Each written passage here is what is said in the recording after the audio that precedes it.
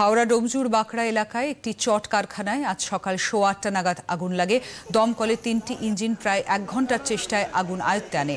পাট সামগ্রী মজুদ থাকায় আগুন দ্রুত ছড়িয়ে পড়ে কারখানার ভেতরে, যদিও হতাহতের কোনো খবর নেই।